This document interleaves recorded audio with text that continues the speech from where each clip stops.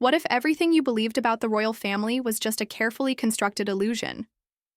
In a shocking revelation that could rock the very core of the British monarchy, insiders are stepping forward with claims that decades of secrecy and manipulation have kept the truth hidden from the public.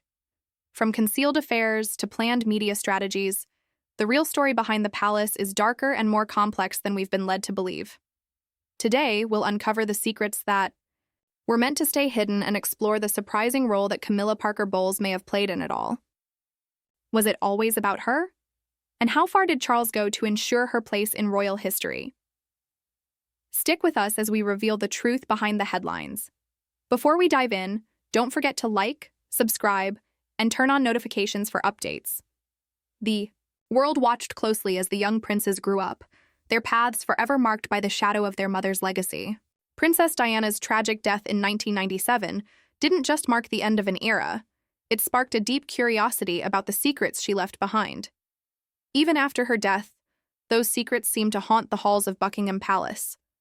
Among the most persistent, Whispers was one name forever tied to Diana's story: Camilla Parker Bowles. For decades, the narrative surrounding Camilla was carefully shaped, turning her from a despised figure into an accepted royal presence. But beneath that public transformation lies a much more complicated story, one that Prince William has allegedly confirmed, validating what many had long suspected. It was always about Camilla. From the moment Diana stepped into the public eye, as Charles's chosen bride, Camilla was never far from the picture. Her presence lingered in whispers, stolen glances, and unspoken gestures that conveyed volumes without words. For years, the press speculated, the public murmured, and Diana herself voiced her suspicions. But it wasn't until William, Diana's eldest son, spoke out with his own revelations that the full picture began to emerge. His supposed admission that King Charles had focused on safeguarding Camilla's image and securing her place within the royal family sent shockwaves through those who still held Diana's memory dear. This wasn't merely about an affair. It was about legacy, power, and the calculated crafting of public perception. To truly understand the significance of William's confession, we must revisit the early days of Charles and Diana's marriage. To the public, it was a fairy tale. The shy teacher and the handsome prince united in a grand ceremony at Westminster Abbey. But behind the palace walls, the reality was far less romantic. Diana, just 19 when she married into the world's most famous family, was thrust into a role that demanded perfection, composure, and above all, compliance. Meanwhile, Camilla was never fully out of the picture. It was an open secret among the aristocracy, an uncomfortable truth whispered at dinner parties and exchanged through knowing glances at royal events. Diana, sharp as ever, quickly picked up on it. In a now infamous 1995 interview with Martin Bashir, she candidly said, "There were 3 of us in this marriage, so it was a bit crowded." Those words, forever etched in royal history, were not just an admission of her struggles. They were an accusation. However, the full extent of Charles's efforts to protect Camilla's image wouldn't come to light until years later, long after Diana's death and the dust had seemingly settled. Sources close to the palace have revealed that William's recent disclosures shed light on the deliberate steps his father took to not only shield Camilla from public backlash, but to elevate her and ensure her place in the monarchy, even if it meant sidelining Diana altogether. For years, William stayed silent, his loyalty to the crown and his deep love for his mother keeping him in a quiet conflict. But as he matured and took on more royal duties, the veil slowly began to lift. Royal aides describe moments of tension between William and Charles, particularly when it came to matters of public image. According to insiders, William began to notice the extensive PR campaigns aimed at rehabilitating Camilla's public persona. It wasn't subtle. Public appearances were carefully orchestrated, and media interviews were meticulously planned. Camilla's transformation from the other woman to the Duchess of Cornwall became a textbook example of image control. But behind the glossy magazine covers and strategically framed photos, a darker truth emerged. Diana's influence had to be erased to make way for Camilla. Diana's memory, though still cherished by the public, had become an obstacle to Charles's vision for the future of the monarchy. Sources close to William revealed that the turning point came during a private conversation between father and son, an exchange that until now had remained hidden.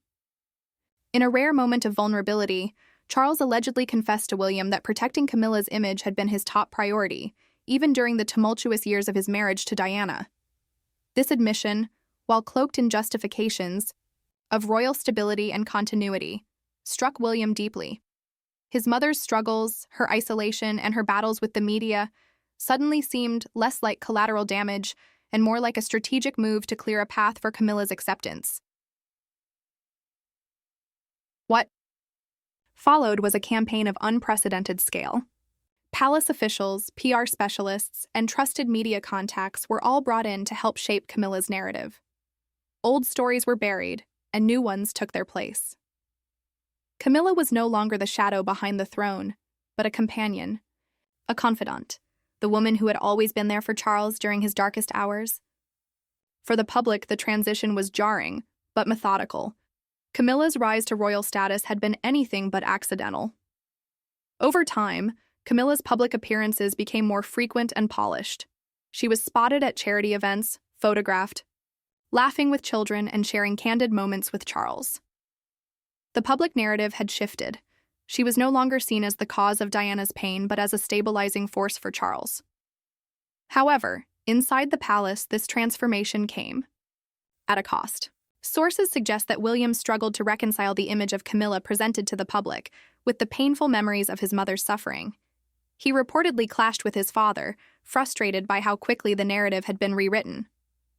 For William, the betrayal was not just personal, but institutional.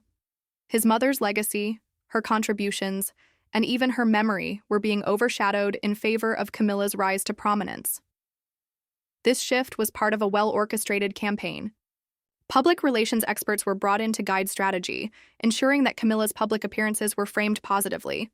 Behind closed doors, Charles allegedly worked tirelessly to ease her path, making calls, attending private meetings, and leveraging his influence to soften the media's portrayal of her.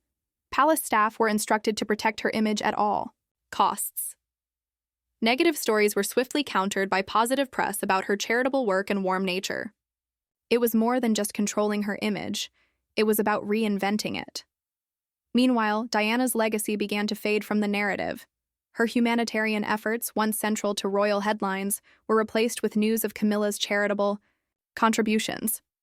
Her struggles, which had once garnered global sympathy, were now mere footnotes in the broader story of Charles and Camilla's redemption. William's breaking point came only recently with the revelation of his father's confession. Palace insiders say his frustration had been simmering for years as he watched his mother's memory steadily fade from public consciousness. Her contributions were being minimized to make room for a narrative centered around Camilla. William's decision to speak out was not taken lightly. It was the result of years of quietly observing and swallowing his anger. But his father's admission brought clarity. Diana's suffering wasn't just the result of unfortunate circumstances, but of deliberate decisions made to secure Camilla's place in royal history. This revelation has forced the public to confront a lingering question. Was Diana's suffering the price of Camilla's acceptance? And if so, what does this say about the monarchy's willingness to manipulate its image? This is just the beginning, and in the coming sections, we will explore the full scope of William's revelations, the hidden forces behind Camilla's rise, and the price Diana paid for her place in history. To understand the depth of William's disclosures, it's essential to first examine the complex web of relationships and power dynamics within the royal family, particularly during Charles's relationship with Camilla. It was not simply a matter of romance, but a complicated interplay of influence, image management, and legacy shaping, all of which came at a significant cost to Princess Diana. The relationship between Charles and Camilla began long before Diana entered the picture. They first met in the early 1970s, and their bond was immediate. However, royal expectations led Charles to pursue a bride who embodied the purity and grace expected of a future queen. Camilla, already involved with another suitor and deemed unsuitable for the role, was quietly sidelined, though their connection was never truly severed. When Diana entered the picture, she was a fresh-faced young woman, barely out of her teens, seemingly the perfect match for the heir to the British throne. Their wedding, a global spectacle, was hailed as a fairy tale romance. But behind the glittering facade was a far more complex reality, one shaped by Camilla's continued presence. Even before the wedding bells had faded, Diana sensed something was wrong. Camilla's influence was undeniable, and Diana later confessed in her famous interview with Martin Bashir that she always felt like she was sharing her marriage. "There were 3 of us in this marriage," she remarked, a statement that sent shockwaves through both the royal family and the public. For many, this was the first true acknowledgement that Charles and Camilla's relationship had persisted throughout his marriage to Diana, though it was an open secret among those tasked with maintaining the monarchy's image. Insiders later revealed that Diana's suspicions were not just justified, but understated. Camilla was not just a lingering figure from Charles's past. She was a constant presence, a confidant, and in many ways his true partner. This was a reality Diana had to endure, often met with polite dismissals or outright deflections from those around her. For years, the media played its role in preserving the illusion of a happy royal couple. Carefully curated images of Charles and Diana holding hands and smiling at public events were disseminated to the press, while behind the scenes the tension between them was palpable. Diana's discomfort with Camilla's presence began to show in her public appearances, evident in her downcast eyes and growing sense of isolation. Yet the public, captivated by the image of a perfect princess, remained largely unaware of the cracks forming beneath the surface.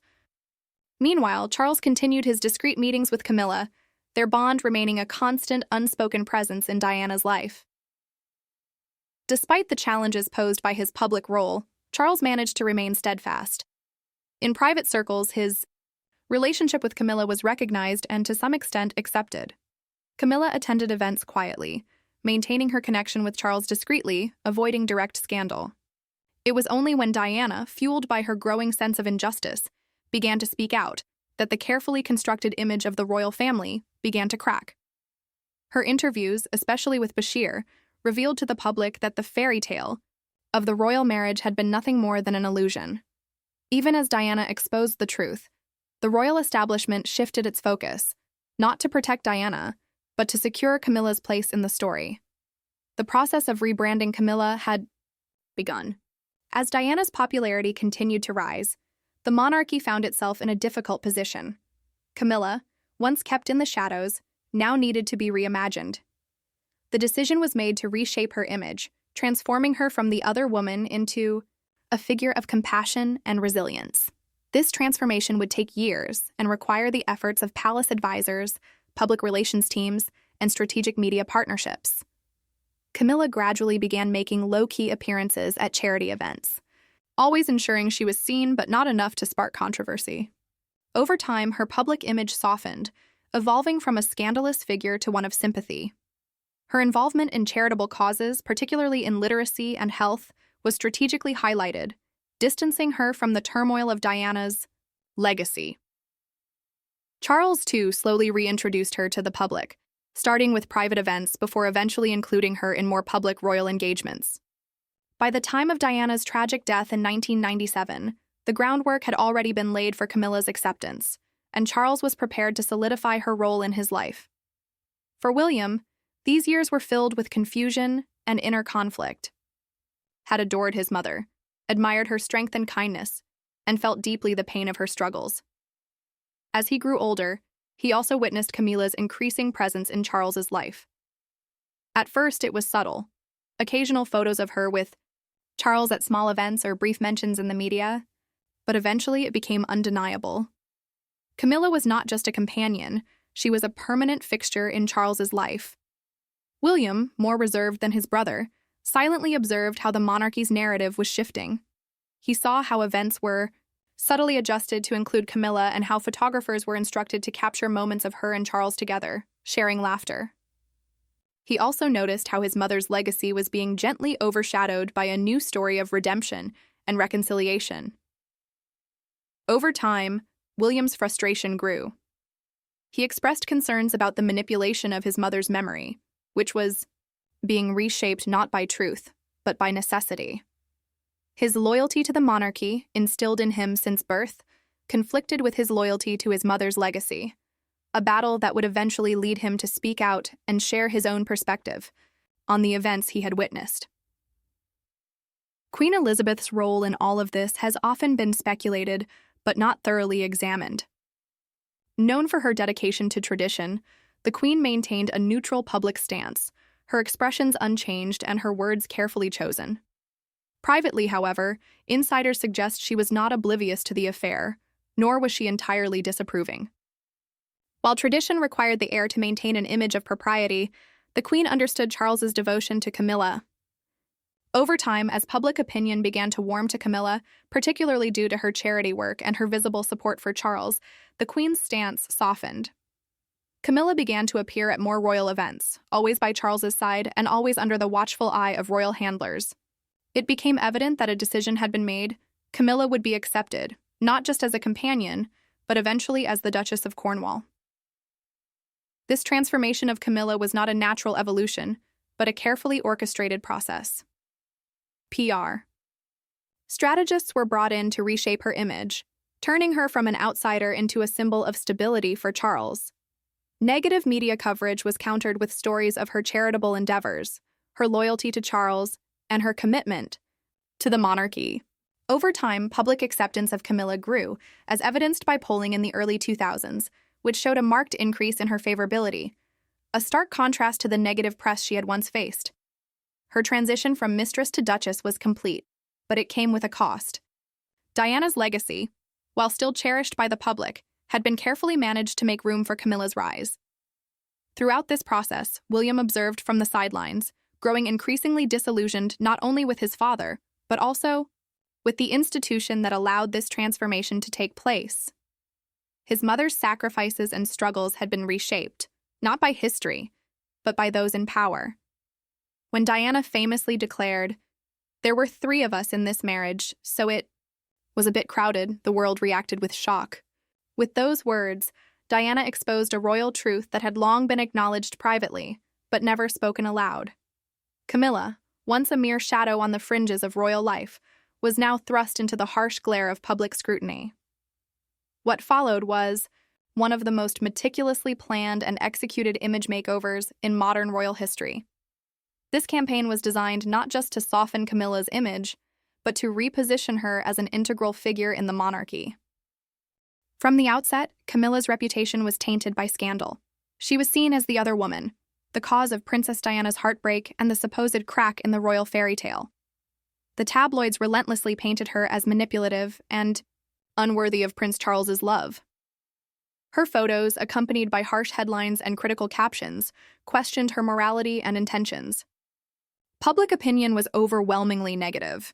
Polls from the 1990s showed that the British public largely despised her.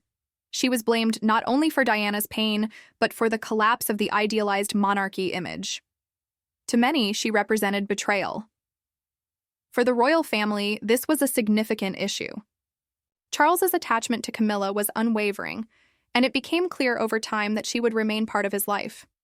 Initially, the Queen resisted acknowledging Camilla, but she eventually softened due to Charles's persistence. Royal aides and PR experts realized that if Camilla were to stay in his life, her public image needed to be redefined. The effort to reshape Camilla's public image began in the late 1990s, led by senior palace aides and influential PR firms. The goal was clear: shift the narrative, move Camilla from scandal to stability, and present her as an essential part of Charles's life. However, this task was neither quick nor simple. The strategy relied on a few key elements. Humanizing Camilla. She needed to be seen as more than just Charles's mistress. The focus was to show her as compassionate, humble, and strong. Charitable involvement. Similar to Diana, Camilla would need to gain public favor through charity work. She forged partnerships with organizations focusing on children's welfare, domestic violence, and health awareness. Media reframing. Negative press had to be countered with positive stories. Relationships with key journalists and editors were cultivated to help reshape her public image. Controlled public appearances. Camilla's public appearances were carefully planned to highlight her support for Charles and her dedication to charity work. Images of her engaging warmly with the public, laughing with children, shaking hands with volunteers, began to emerge. A significant part of this strategy involved media collaboration. Some tabloids, once critical of Diana, surprisingly supported the effort to rehabilitate Camilla's image. This wasn't accidental. royal advisors held private meetings with top editors to discuss the importance of reshaping Camilla's image for royal stability. Mark Bolland, Charles's deputy private secretary-in-chief PR strategist, played a key role in this transformation. Known for his media expertise, Bolland masterminded the PR campaign, including exclusive interviews, positive press coverage, and controlled photo ops. The strategy involved introducing Camilla to the public gradually. At first, the stories focused on her charity work and her personal struggles with negative media portrayals. These articles portrayed her as a misunderstood figure, a woman trapped in a storm of public judgment. Journalists who had previously been critical started to soften, focusing on her loyalty to Charles and her behind-the-scenes support. Then, public appearances began. Camilla started attending events with Charles, always in the background, never in the spotlight. The goal was not to present her as a replacement for Diana, but as a supportive partner. Over time, Camilla was shown participating in charity work, engaging with children, and attending community events. Her presence was subtle and understated, in stark contrast to the royal grandeur. Public opinion began to shift. Polls taken in by the early 2000s showed increased favorability toward Camilla, a turnaround that would have seemed impossible a decade earlier. The final phase of Camilla's rehabilitation involved reshaping Diana's legacy. It wasn't enough for Camilla to simply be seen as good. She had to be viewed as a better choice. While the royal family never publicly criticized Diana, there was a shift in how her memory was handled. Diana's charitable initiatives were gradually incorporated into broader royal projects. Camilla took over some of Diana's patronages, and the press, which had once focused on Diana's charity work, now highlighted Camilla's involvement. Events honoring Diana's contributions were either minimized or overshadowed by initiatives led by Charles and Camilla. Public appearances by William and Harry were structured to include Camilla, presenting her as a supportive stepmother rather than an intruder. By the time Charles and Camilla married in 2005, public sentiment had softened. The wedding, while modest, by royal standards was seen as a moment of redemption, a love story that had endured decades of scrutiny. Camilla, once branded a homewrecker, was now the Duchess of Cornwall, a title that received the Queen and Church of England's approval. Shortly after the wedding, polls revealed a significant shift in public opinion. For the first time, a majority of Britons expressed support for Camilla, recognizing her commitment to Charles and her visible charitable efforts. The narrative surrounding the royal family had been reshaped not by force, but through a slow and deliberate reconditioning of public opinion. This process was not without its difficulties. A group of Diana's loyal supporters remained steadfast in rejecting Camilla's place within the royal family. For them, Camilla would always be the woman who came between Charles and Diana, the one responsible for the heartbreak that plagued Diana's life. Yet, for many others, the new narrative was enough to accept. Camilla was no longer seen as the antagonist in Diana's story, but had become a central figure in the future of the British monarchy. For Prince William, witnessing this transformation was a painful lesson in disillusionment. He had seen his mother's struggles firsthand, the relentless media scrutiny, her public breakdowns, and the emotional toll it all took on her. He had watched her battle to preserve her dignity under the harshest of pressures. Now, to see Camilla's image not only rehabilitated but even celebrated was nearly unbearable. Sources close to the palace noted that William's frustration grew as he observed how easily the public embraced the woman who had caused his mother so much pain. For him, it was more than a betrayal. It felt like a deliberate rewrite of history, one that diminished Diana's legacy to make room for Camilla's redemption. Privately, William reportedly voiced his anger, questioning how the public could be swayed so easily by carefully crafted appearances and polished PR campaigns. It wasn't just that Camilla had been accepted, it was that her acceptance came at the expense of Diana's memory. But for the monarchy, this shift was deemed necessary. Charles's legacy hinged on it, and for better or worse, Camilla's rise was complete. For decades, the world had viewed the royal family through the lens of fairy tales and tragedies, piecing together truths from tabloid reports and palace whispers. But no story had resonated as deeply as Princess Diana's. Her charm, vulnerability, and the heartache that followed her at every turn captivated the public. In the years after her death, her sons, William and Harry, became symbols of resilience and duty. Yet, beneath the surface of their carefully crafted public personas, a storm of unspoken truths was brewing. Now, for the first time, it was alleged that Prince William had broken his silence, revealing a truth that had been kept quiet for years. It was always about Camilla, a confession that shocked the palace. This revelation didn't come in a formal address or public interview. Instead, it emerged quietly during a private conversation, a moment of vulnerability that cracked open years of carefully guarded secrets. Sources close to the royal family claimed that, during a reflective conversation with trusted friends, William finally shared a truth he had known for years. His father, King Charles, had always prioritized Camilla's image and future, even if it meant sidelining Diana entirely. For William, this realization hadn't come overnight. It was the result of years of observation and understanding, starting from his childhood. As a young boy, he noticed the way his father spoke of Camilla, with softness and reverence, something he never saw in his discussions of Diana. William remembered the late-night phone calls, the hushed conversations, and the looks exchanged across crowded rooms of royals and dignitaries. He saw it all, even if he didn't fully grasp it at the time. But as he grew older, the pieces of the puzzle began to fit together.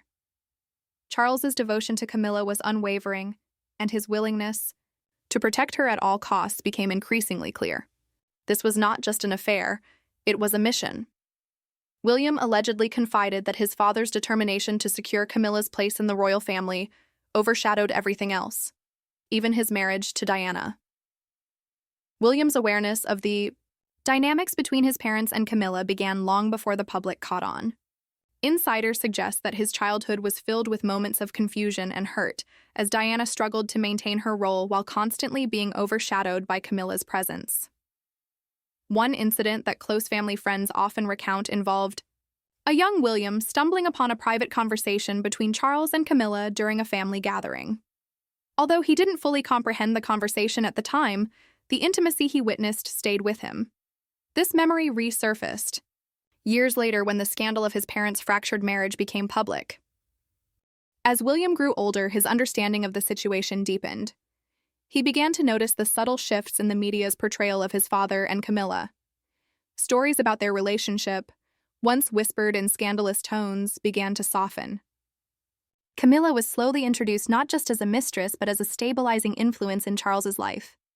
William watched as the narrative was methodically reconstructed until Camilla was no longer seen as the villain, but as a companion worthy of royal respect. This transformation wasn't by chance. According to palace insiders, Charles was deeply involved in orchestrating Camilla's public rehabilitation. His advisors worked tirelessly to reshape her image, smoothing over rough edges and crafting a version of events that was palatable to the British public. For William, this slow rebranding was unsettling. He saw it for what it was, an erasure of his mother's sacrifices, a rewriting of history to accommodate his father's long-standing devotion to another woman.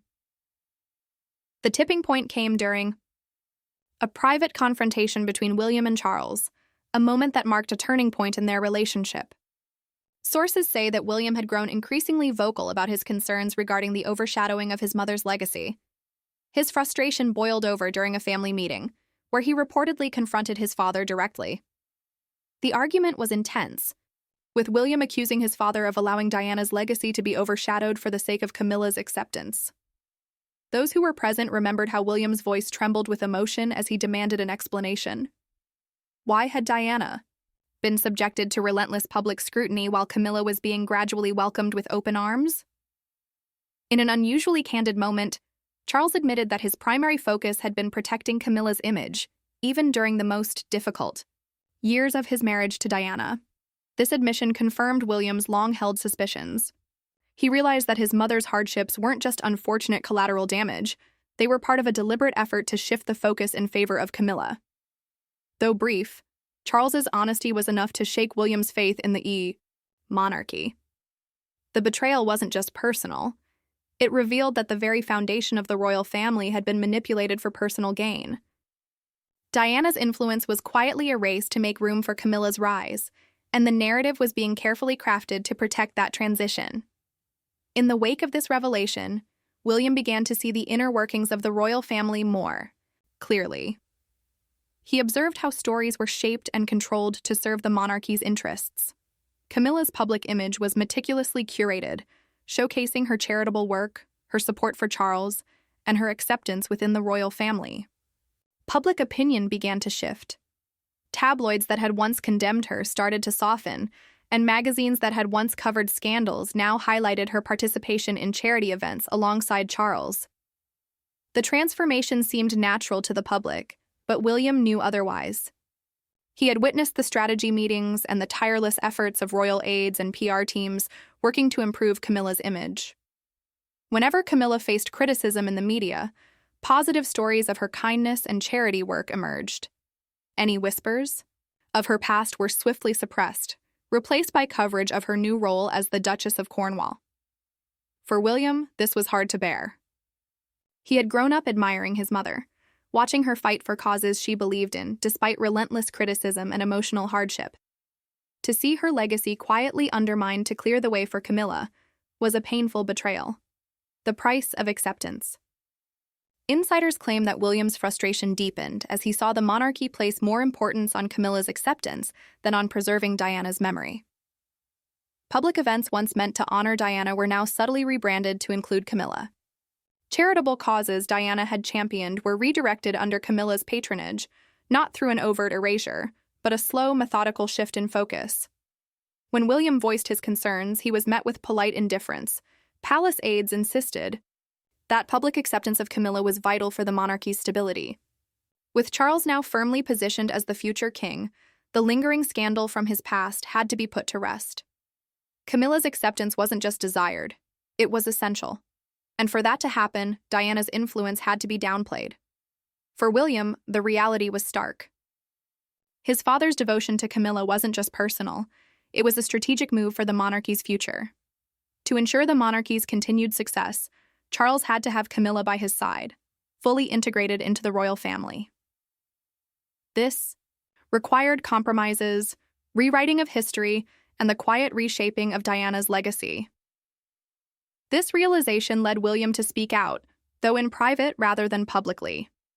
Sources say that as William's disillusionment grew, so did his loyalty to his mother's memory. He began to confide in those close to him, expressing his frustration over how easily the public had been manipulated and how effortlessly Camilla's image had been rehabilitated at Diana's expense. For William, it wasn't just personal betrayal, it was an injustice. His mother had endured unspeakable suffering, vilification, and constant scrutiny, only to see Camilla emerge as the rightful companion to Charles after her death, praised for her resilience and compassion. The hypocrisy of it all was overwhelming.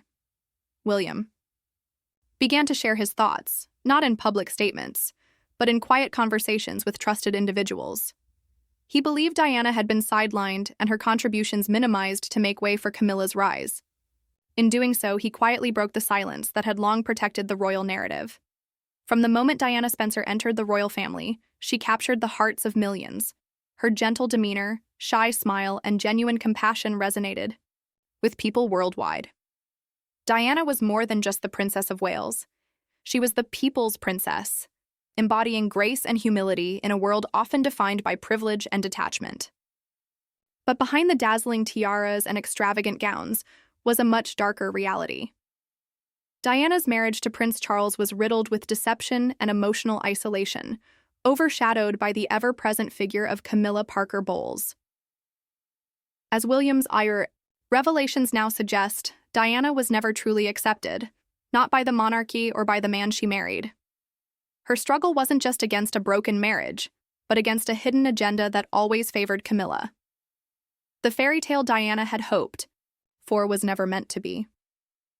When Diana and Charles married in 1981, the world watched with bated breath.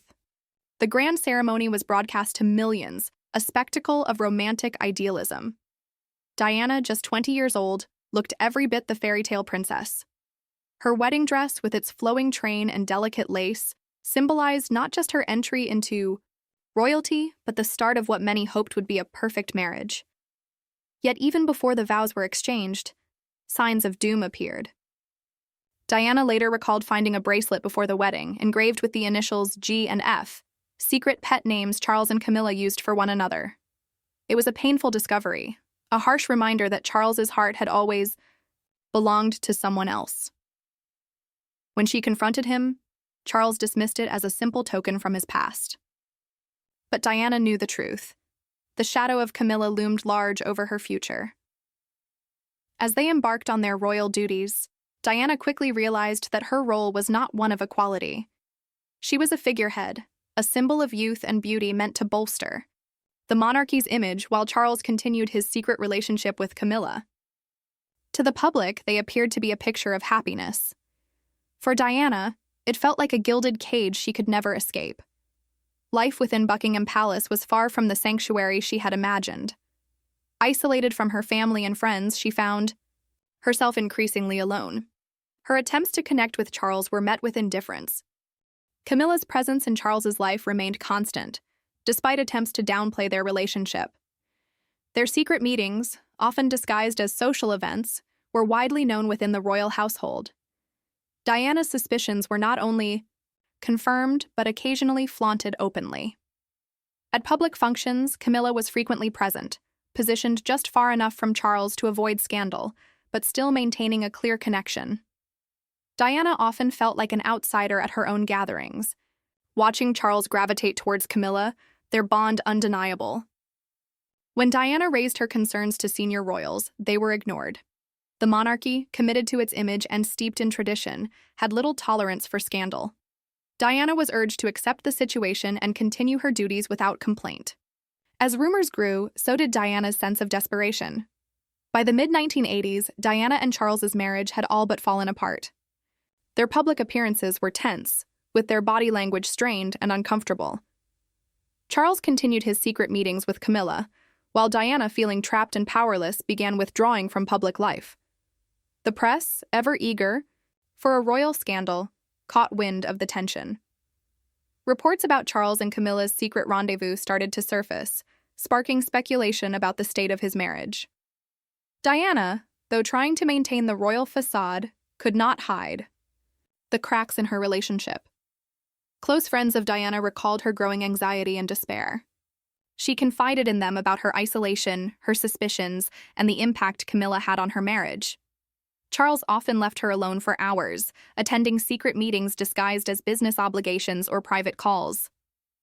Despite her pain, Diana threw herself into her charitable work, focusing on causes that would define her legacy, such as HIV awareness, landmine eradication, and children's welfare.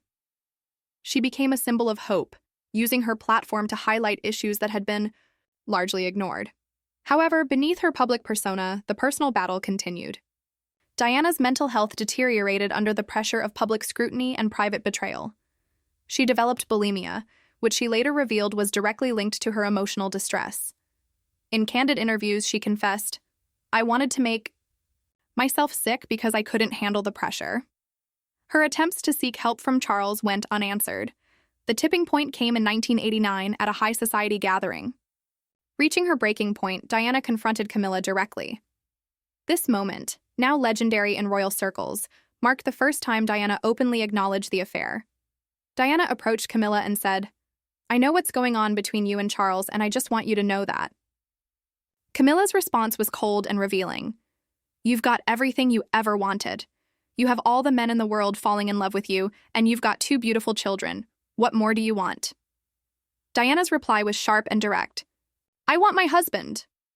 Despite this confrontation, the dynamic between the two women didn't change. If anything, it only solidified Camilla's position. In the years that followed, Charles became more open about his relationship with Camilla, while Diana's struggles deepened. Her mental health issues were made public, with the press closely scrutinizing her every move. When Diana reached out to the royal family for support, her efforts were met with cold indifference or suggestions to maintain composure for the sake of the monarchy. Public sympathy, however, remained strong.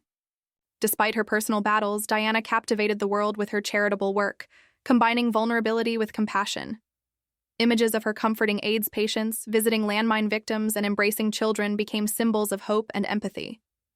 Diana was no longer just a princess. She became a global humanitarian. The media, recognizing the public's affection for Diana, began to focus more on her charitable efforts, allowing her to control the narrative. She gave candid interviews, discussing her struggles with mental health, bulimia, and the emotional toll of her husband's ongoing affair. The most explosive interview came in 1995, during her conversation with Martin Bashir. It was here that Diana confirmed what many had suspected. Charles had never truly been hers. Her calm demeanor and honesty during the interview cemented her status as the people's princess. For many, Diana's suffering reflected the monarchy's inability to adapt to modern values. However, her openness came with consequences. The royal family, fiercely protective of its image, distanced itself further from her. Meanwhile, Charles continued his public appearances with Camilla, and the narrative around their relationship began to shift, now being framed as enduring love, rather than betrayal. After Diana and Charles's separation in 1992 and their subsequent divorce in 1996, Diana stepped down from her royal duties, but she did not lose her influence. She continued her humanitarian efforts, traveling the world and highlighting global injustices. However, without the protection of the royal family, she became more vulnerable to the press. Her tragic death in 1997 marked both the loss of a woman who had redefined what it meant to be royal and the end of an era. For the monarchy, it symbolized the closing of a chapter that had threatened to unravel its carefully cultivated image. But with William's recent revelations, Diana's struggles are now being viewed in a new light. Her pain was not just the result of a broken marriage. It was also the product of a system that prioritized the preservation of its image over the well-being of its members. Diana was not simply a sidelined princess. She was a victim of an institution that chose its own survival over compassion. As William now speaks out, the world is beginning to grasp just how much she endured and sacrificed. This was all part of a carefully orchestrated effort to craft a narrative that was never truly hers. The fight for public perception is waged not with physical force but through words, imagery, and carefully constructed stories. For the British monarchy, this battle has always been a matter of precision and subtlety, a strategic game played in the pages of newspapers and the screens of televisions worldwide. This was particularly evident in the transformation of Camilla Parker Bowles.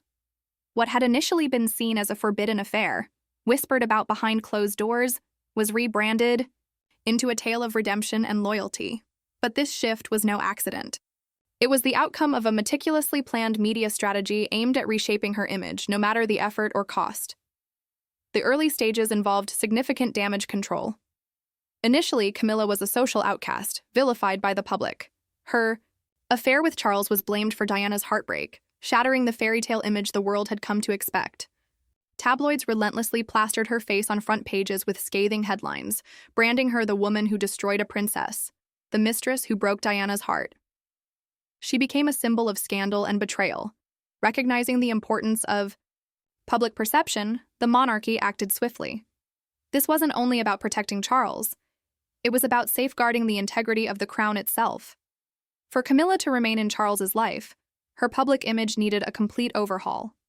A team of PR experts was assembled with the sole goal of repairing her reputation. The first step in this process was to create distance. In the years following Diana's death, Camilla remained largely out of the public spotlight. Her appearances with Charles were rare, carefully controlled to avoid stirring unnecessary attention. This period of silence allowed the public to process their grief without constant reminders of Charles's affair. It was a calculated withdrawal, designed to give people time to either forget or, at the very least, forgive. The next phase involved a strategy of measured exposure. When Camilla returned to the public eye, it was gradual and deliberate. She appeared at charity events and local community gatherings, always keeping a low profile. Gone were the extravagant outfits and high-profile dinners. Instead, she wore modest suits, offered warm smiles, and engaged in genuine conversations with ordinary people. The press, now aligned with royal advisors, began to shift its tone. Articles that once condemned her as the other woman started to portray her as compassionate and grounded. Her charitable efforts were showcased, and her role as a loving partner to Charles was emphasized. Photographs showing Camilla laughing with children, shaking hands with community leaders, and attending charitable events became regular features in the press. One particularly touching image in the Daily Telegraph showed Camilla cradling a young child during a hospital visit, with the caption, "The Duchess of Cornwall shows her softer side." This marked a sharp contrast to the harsh judgment she had faced earlier. It was all part of a larger, strategic effort to reframe her image as more than just Charles's mistress. The monarchy's symbiotic relationship with the British press played a crucial role in this transformation. Journalists were given exclusive access in exchange for favorable coverage, or at the very least, cooperation. This partnership was vital in Camilla's rehabilitation. Key figures within major media outlets were approached, and their cooperation was secured through behind-the-scenes stories and exclusive interviews. Mark Bolland, Charles's deputy private secretary and a PR genius, was one of the key players behind this shift. He was an expert in managing media relations and understood the inner workings of the press better than anyone in the palace. Her visibility increased significantly as she started attending more high-profile events, frequently alongside Charles. Over time, her presence became more normalized, and her role as the Duchess of Cornwall became firmly established. There was the dichotomy of the people's princess versus the future queen. However, despite the meticulous efforts to improve Camilla's image, one challenge remained, one that even the monarchy couldn't fully overcome: the enduring legacy of Princess Diana. For many, Diana would always be remembered as the true Princess of Wales, a symbol of grace and compassion. Her memory remained powerful, overshadowing Camilla's acceptance in the public eye. The media, ever mindful of public sentiment, navigated the delicate balance. While Camilla's reputation was carefully polished, Diana's legacy remained untouched, with continued tributes to her humanitarian efforts, kindness, and connection with the people. Public memorials drew large crowds, reinforcing that while Camilla's image had been reshaped, Diana's spirit endured. This dual narrative was a tightrope for the monarchy. Camilla could be embraced, but she could never truly replace Diana in the hearts of the people. This delicate compromise was acknowledged privately by royal aides, though never openly discussed. A victory, yes, but at a cost. The campaign to reshape Camilla's image eventually succeeded. By the time she married Charles in 2005, public opinion had softened considerably. Polls showed a steady increase in acceptance, and media coverage, once critical, became almost reverential. Camilla was now seen as loyal, steadfast, and deserving of her place by Charles's side. However, the transformation came at a price. Diana's legacy was subtly redefined. Charities she had supported were reassigned, and causes she had championed were handed to other royals. Over time, her influence, while still significant, was quietly diluted to make way for a new royal narrative. For William, this shift was deeply personal. He witnessed the gradual erasure of his mother's legacy, the downplaying of her struggles, and the diminishment of her influence to create space for Camilla's acceptance. This wasn't just a betrayal of Diana, it was a betrayal of the truth. And now, with William's revelations coming to light, the public is being forced to reconsider the narrative they've long been told. Camilla's transformation wasn't natural. It was carefully constructed, layer by layer, until the world bought into the illusion. For Prince Charles, his legacy wasn't just a concept. It was his destiny. From the moment he was born, he was groomed to be king, carrying the weight of centuries of tradition. He wasn't just a man. He was the living embodiment of monarchy, a bridge between history and the present. But the path to the throne wasn't simple. His journey was complicated by scandal, public admiration for his first wife, Princess Diana, and mistrust of the woman he loved, Camilla Parker Bowles. To understand Charles's drive to protect his legacy, one must understand him as a person. Charles was introspective, far more interested in philosophy and environmental issues than in the ceremonial aspects of royal life. He longed for a partner who could understand his complexities, someone to share his intellectual pursuits and offer comfort in the rigid royal environment. That partner was always Camilla.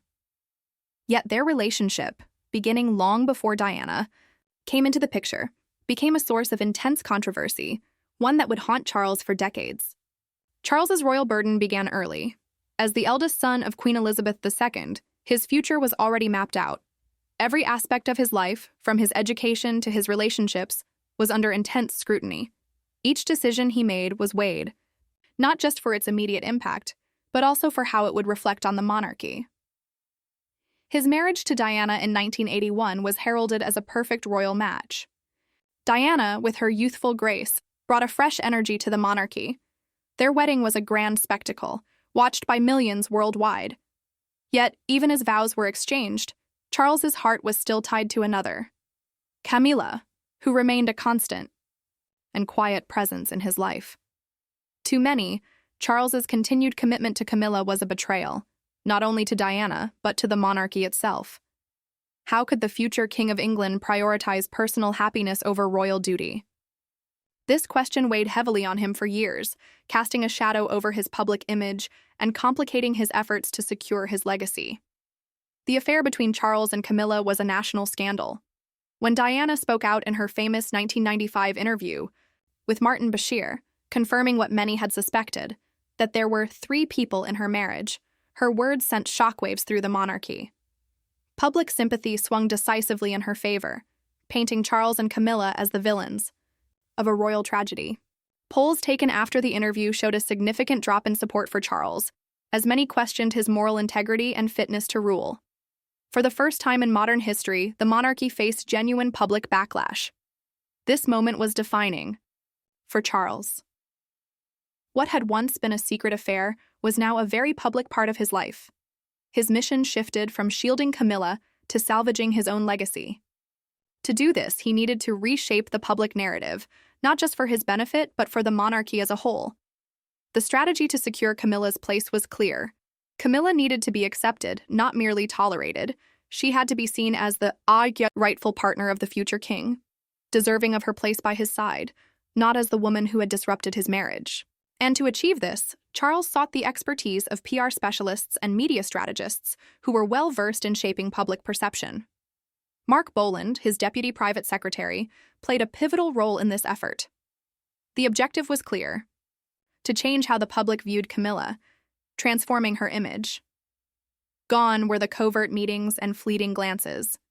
In their place were well-publicized appearances, charity events, and strategically arranged photos of her with Charles. The narrative was simple. This wasn't just an affair. It was a love story that had triumphed over insurmountable challenges. Camilla's gradual integration into royal life was orchestrated with great care. Her first significant public appearance alongside Charles occurred at the Ritz in 1999, an event meticulously planned like a state visit. Photographers were strategically positioned, journalists had controlled but impactful access, and the crowd was carefully chosen to ensure a warm reception. The message was unmistakable. Camilla was here to stay, and even the Queen seemed to approve. One of Charles's key goals was to win over Queen Elizabeth II. For years, the Queen had distanced herself from Camilla, reflecting the royal family's unease over Charles's public infidelity. But Charles was determined. He worked quietly, garnering support from family members and trusted advisors to soften the Queen's view. After nearly a decade of effort, Charles succeeded. In 2000, the Queen publicly acknowledged Camilla for the first time, attending an event with both her and Charles. This moment marked a turning point, not only for Charles and Camilla, but also for the monarchy itself. With the Queen's tacit approval, Camilla's presence at official events became normalized, solidifying her role as Charles's partner and reshaping the public narrative. Charles's efforts went beyond just public appearances. Behind the scenes, he worked to rewrite history. Media outlets that had once been critical of Camilla began to soften their tone, highlighting her charitable contributions, compassion, and steady influence on Charles. The narrative of her as the other woman was gradually replaced by one of a calming presence who brought stability to Charles's often turbulent life. Her public image was carefully managed, avoiding scandals or drama in favor of quiet dignity. The same media strategy extended to Charles, with stories focusing on his commitment to environmental causes, his passion for architecture, and his forward-thinking vision for the UK, distancing him from his past scandal-plagued reputation. While Charles succeeded in rehabilitating Camilla's image, it came with a personal cost. His relationship with his sons, especially William, became increasingly strained. William, who had been deeply affected by his mother's legacy, reportedly found it difficult to accept his father's efforts to secure Camilla's place in the monarchy. For William, the campaign to protect Camilla's image felt like a betrayal, not only to his mother's memory, but to the truth of her suffering. Sources close to the family suggest that William was uncomfortable with how easily the narrative had been reshaped, with Camilla's image transformed, while Diana's struggles were quietly recontextualized. This tension would later surface when William began to speak out, subtly challenging the narrative that Charles had worked so hard to create. Despite these tensions, Charles's commitment to Camilla remained steadfast. His determination to protect his legacy, which now included her, never wavered. When they married in 2005, it was seen as the ultimate victory of love over scandal. Over time, public opinion shifted in their favor, with many expressing acceptance of Camilla as the Duchess of Cornwall. For Charles, the marriage marked the culmination of years of strategic effort and sacrifice, securing a legacy once threatened by scandal. Camilla, once vilified, was now by his side, accepted by the monarchy and tolerated by the public. However, as William continued to reveal his perspective, questions about the authenticity of Camilla's acceptance began to emerge. How much of it had been genuine and how much had been manipulated? How far had Charles gone to protect his legacy, and at what cost? These questions could reshape the way history remembers both Charles and Camilla, and the monarchy as a whole. Behind every major decision within the British monarchy is a team of advisors, strategists who understand the nuances of power and the significance of public perception. These advisors operate discreetly, their influence deeply embedded in the royal protocol. In the case of rehabilitating Camilla's image and reshaping public opinion, these advisors were not just supportive. They were essential to Prince Charles's strategy. Securing Camilla's place in the royal narrative required more than public appearances and charity work. It demanded a carefully executed manipulation of how the public saw her. To achieve this, Charles turned to trusted figures within the royal inner circle, the architects of his image. The British monarchy has long adhered to a policy of secrecy when it comes to its inner workings. Decisions are made behind closed doors, away from the public eye and media scrutiny. Within this secluded space, a select group of individuals works tirelessly to craft the royal family's image. These individuals are not just secretaries. They are strategists, political minds, and media experts who understand the immense power of narrative. One of the most influential figures in this process was Mark Boland, a name now closely associated with Charles's PR strategy. As Charles's deputy private secretary, Boland was at the forefront of managing his public image. A master of media manipulation, Boland's role was crucial not just in maintaining Charles's reputation, but in shifting the public's perception of Camilla from a figure of scandal to one of sympathy. It was Boland who masterminded the first major public appearance of Camilla alongside Charles, marking a critical moment in the transformation of her public image. In 1999, Charles and Camilla made a public appearance at the Ritz Hotel, a carefully orchestrated event designed to shape their image. Journalists had been pre-invited, photographers were strategically placed, and the entire atmosphere was curated to give the impression of warmth and acceptance. For many, it marked the first clear indication that Camilla was not just Charles's companion, but his true partner. The photographs from that night were quickly splashed across tabloids, accompanied by headlines that conveyed public acceptance, signaling the gradual and deliberate integration of Camilla into royal life. Royal advisors played a crucial role in managing this image, extending their influence far beyond simply organizing public events. They controlled the flow of information, ensuring that only positive narratives about Camilla reached the public. When negative stories about her arose, such as her connection to Charles during his marriage to Diana or rumors of past indiscretions, the advisors worked relentlessly to suppress them. Palace aides collaborated with major media outlets, offering exclusive stories or privileged access in exchange for favorable coverage. Journalists were charmed, editors took note, and those who complied found themselves granted unprecedented access to royal events, while those who didn't often saw their invitations quietly revoked. This manipulation of the press was not limited to Camilla. The narrative surrounding Diana was also carefully managed. While the public mourned her passing and celebrated her legacy, palace aides subtly worked to shift the story. Charitable causes Diana had once championed were rebranded as royal initiatives, now spearheaded by Charles and Camilla. Diana's influence, though acknowledged, was reframed as a stepping stone for the modernized monarchy that Charles envisioned. This recalibration of history not only softened the public's view of Camilla, but also positioned Charles as a progressive royal ready to guide the monarchy into the future. One of the most important roles of royal advisors was their lobbying efforts in the political sphere. For Charles and Camilla to be fully accepted, they needed not just public approval, but also political backing. This meant engaging with Parliament, the Church of England, and even international leaders. A key challenge was the Church's stance on divorce. As the future supreme governor of the Church, Charles's relationship with Camilla created a moral dilemma. Recognizing the sensitivity of the issue, royal advisors quietly engaged with church leaders, advocating for a modernized stance in line with societal changes. Their persistence paid off. By the time Charles and Camilla married in 2005, the Church's objections had significantly eased.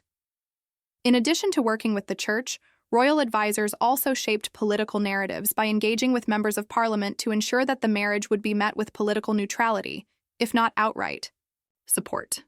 Political allies were carefully cultivated, and their loyalty was rewarded with invitations to exclusive royal events and discreet mentions in the media. This mastery of media relations helped to secure not just public approval, but the political backing needed for the success of Charles and Camilla's relationship.